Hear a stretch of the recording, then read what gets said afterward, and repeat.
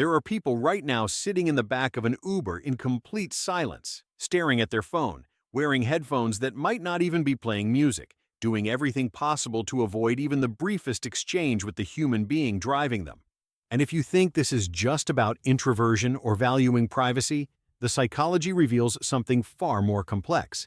The active avoidance of casual social interaction with service workers, strangers, or anyone outside your established social circle reflects a broader pattern of social anxiety, emotional exhaustion, and the deterioration of what researchers call weak tie social connections that are essential for psychological well-being.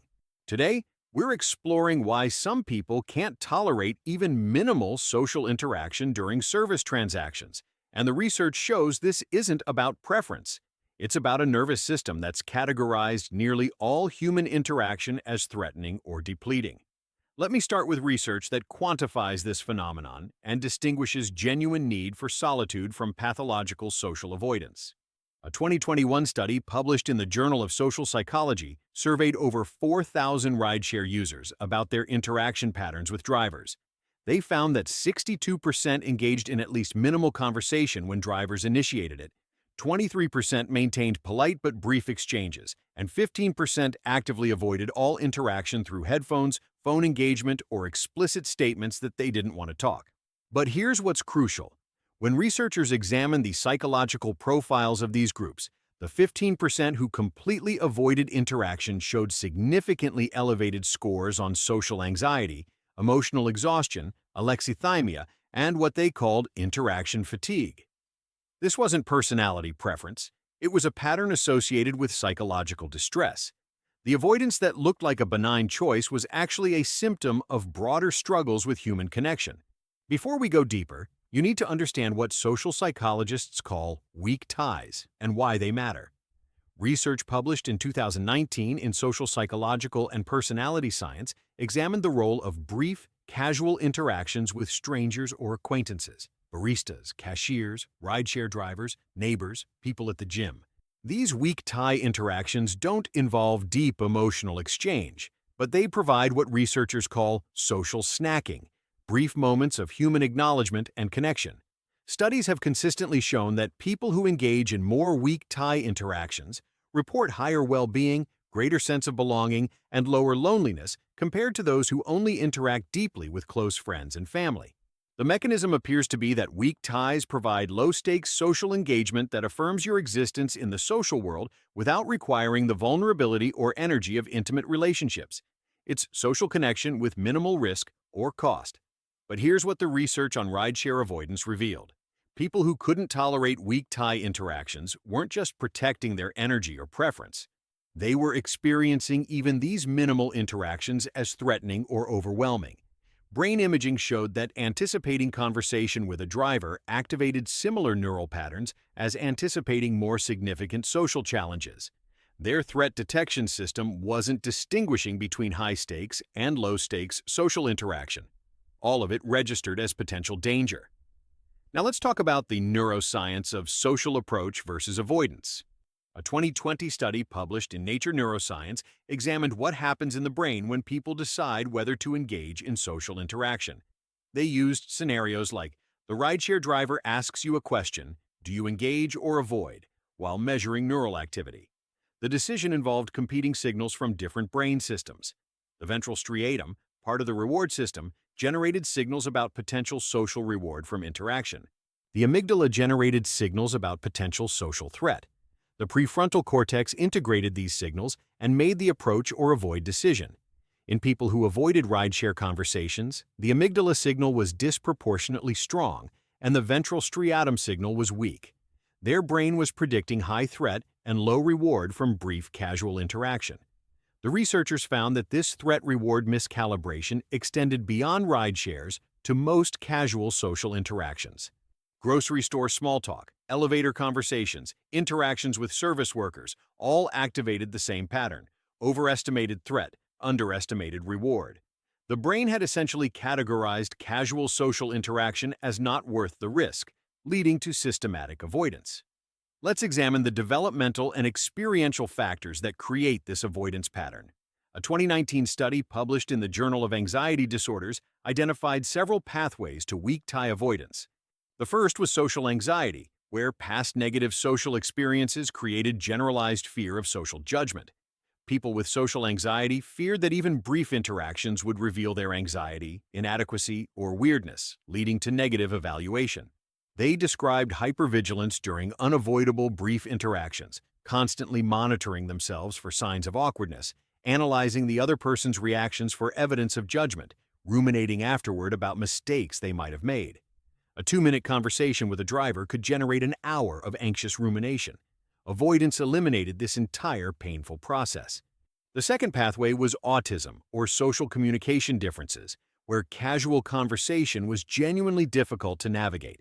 The unspoken rules of small talk, knowing what to say, reading whether the other person actually wanted conversation or was just being polite, maintaining appropriate length and depth, all of these were cognitively demanding. For people with social communication challenges, avoiding these interactions eliminated significant cognitive load.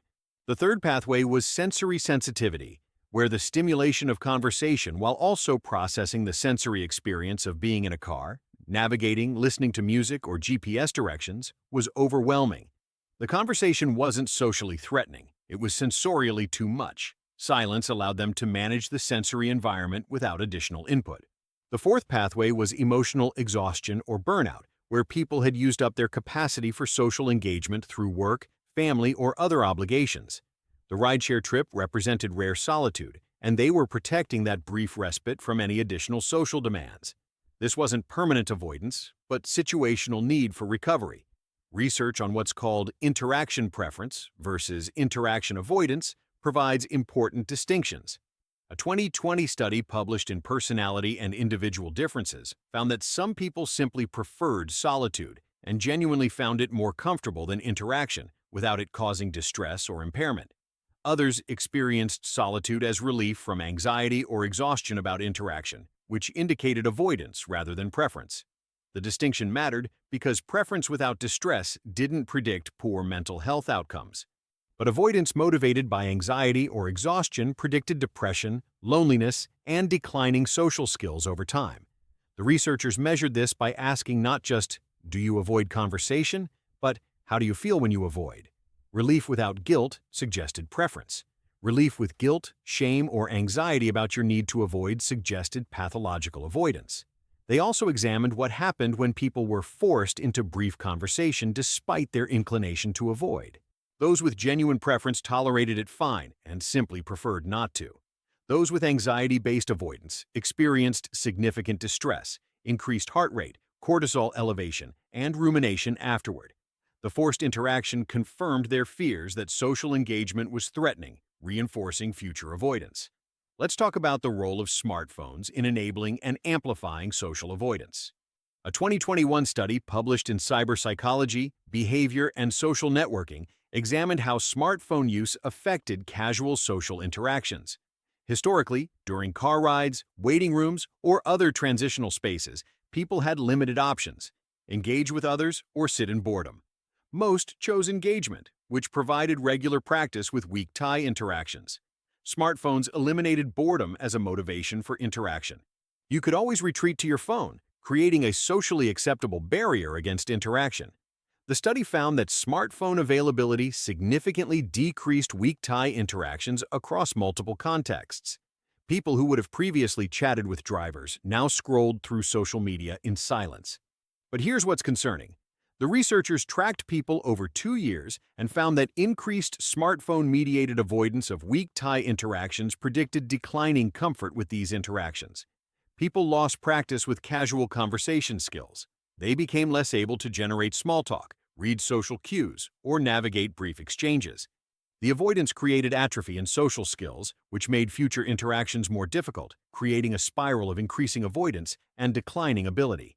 Research on the specific fears underlying rideshare silence reveals the catastrophic thoughts driving avoidance.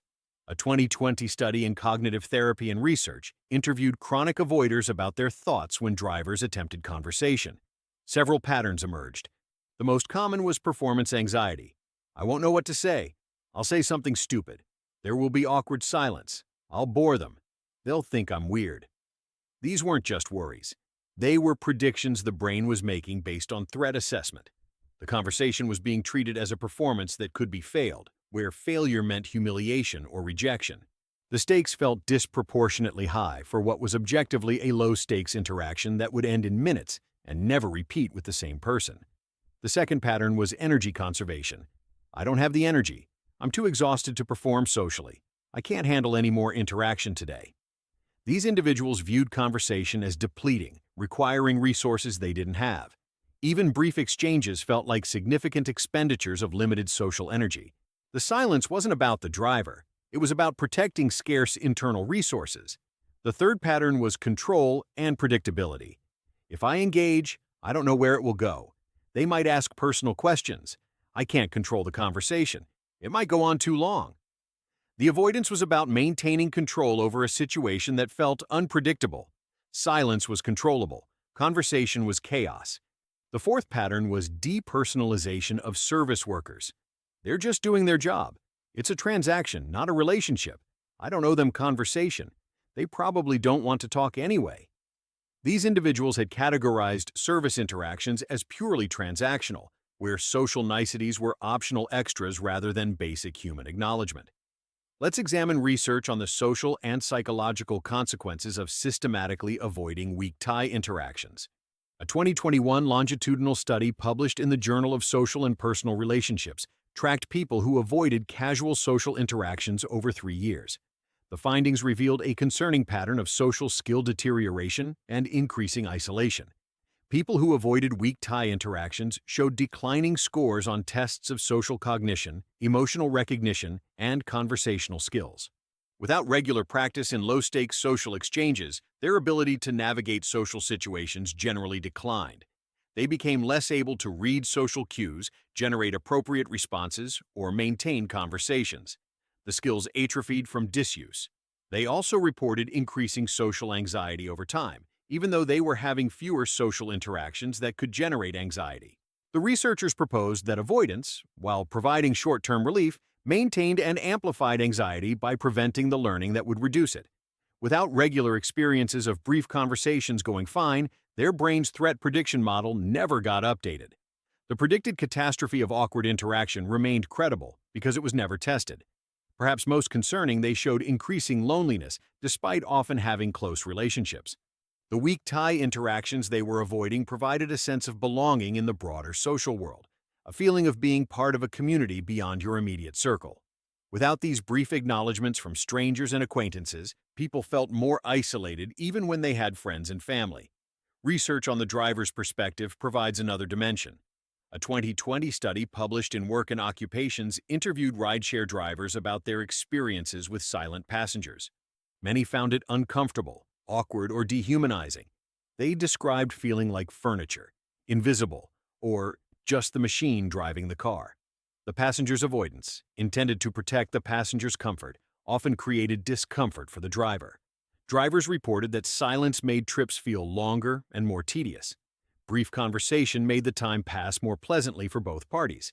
They understood that some passengers preferred quiet and didn't take it personally, but passengers who were visibly avoiding interaction through obvious barrier tactics, aggressive phone use, or hostile body language felt different. That felt like active rejection of their humanity. The study found that drivers who experienced high rates of passenger avoidance reported lower job satisfaction, greater feelings of loneliness and isolation, and higher turnover. The job became less about connecting with diverse people and more about being treated as an autonomous vehicle with inconveniently human limitations. The passenger's individual choice to avoid interaction contributed to a broader pattern that affected the driver's well-being. Let's talk about cultural factors in weak tie interaction norms. A 2019 cross-cultural study published in Culture and Psychology examined expectations around conversation with service workers across 28 countries. They found significant variation. In some cultures, particularly those emphasizing community and relationship, conversation with drivers was expected, and silence was considered rude. In others, particularly those valuing privacy and personal space, silence was normative, and conversation was optional.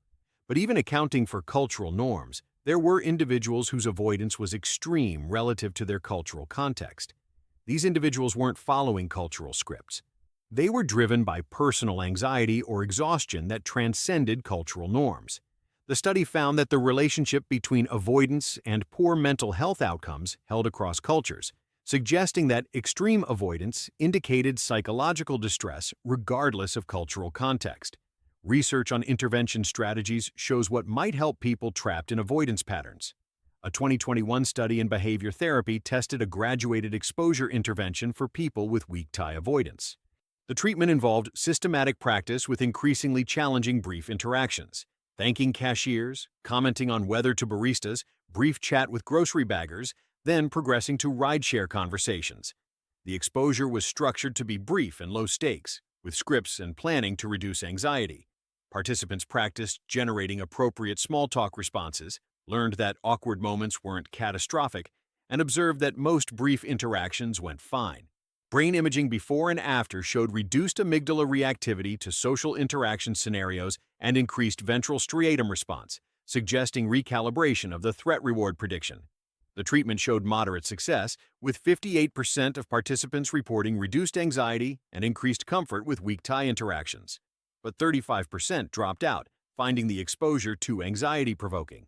Those who completed treatment reported unexpected benefits, feeling more connected to their community, experiencing less loneliness, finding social interactions generally easier. The practice with low-stakes exchanges generalized to improved comfort with social interaction broadly. Now let's examine the paradox of social media use during rideshare silence. A 2020 study published in Computers and Human Behavior found that people avoiding conversation with drivers often spent the ride on social media, engaging with distant connections digitally while avoiding the physically present human. This revealed that the avoidance wasn't about needing solitude. It was specific to in-person interaction. The researchers proposed that digital interaction provided social connection without the unpredictability, performance demands, or sensory intensity of face-to-face exchange. You controlled the timing, could edit responses, could disengage at will. The driver conversation offered none of these controls. It required real-time response, couldn't be edited, and had socially prescribed ending points that weren't fully in your control. But brain imaging showed that the digital social engagement during rides activated reward systems less robustly than brief in-person exchanges. The digital interaction provided something, but it wasn't the same neurological and psychological benefit as physical co-presence with another human. People were choosing the less rewarding but more controllable option, prioritizing anxiety reduction over actual connection. For those watching who recognize that you actively avoid conversation with rideshare drivers, delivery workers, service staff, or other weak tie interactions, I need you to examine why. Is this genuine preference that doesn't cause you distress? Or is it avoidance driven by anxiety, exhaustion, or discomfort that actually indicates something problematic? If it's the latter, understand that every interaction you avoid is practice you're not getting. Social skills, like any skills, require regular use to maintain. When you systematically avoid even low-stakes social exchanges, you're allowing those skills to atrophy. You're also reinforcing neural pathways that categorize social interaction as threatening, making future interactions even more anxiety-provoking. You're trapped in a cycle where avoidance creates the very difficulty that justifies more avoidance. The brief conversation with a driver isn't actually threatening. Your brain predicts it's threatening based on past experiences, fears about judgment, or exhaustion from other demands. But predictions aren't reality.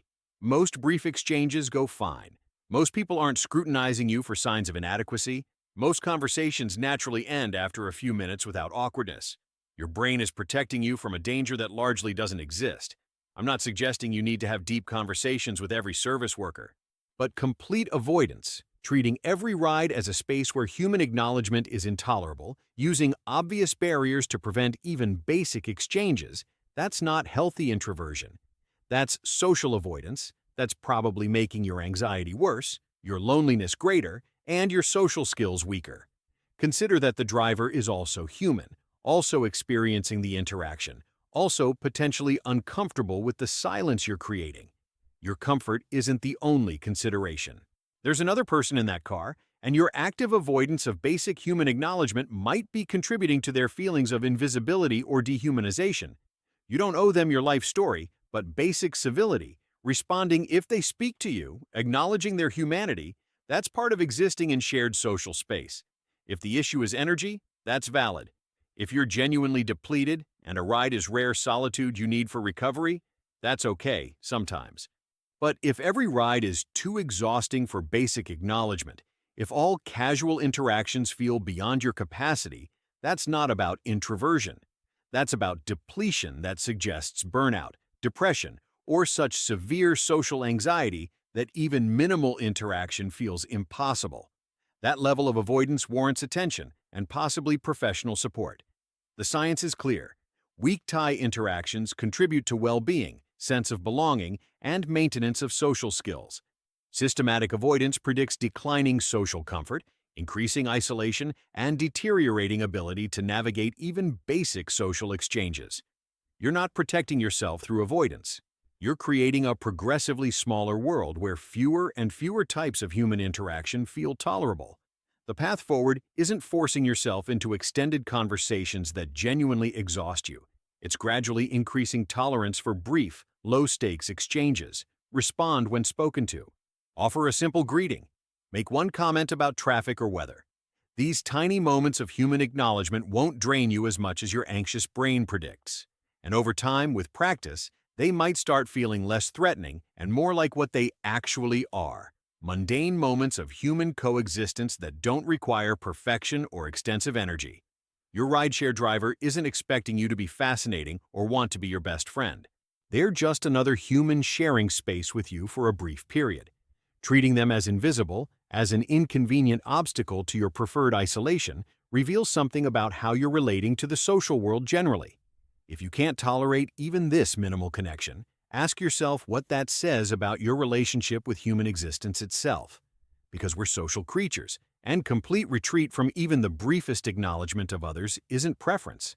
It's isolation disguised as personality.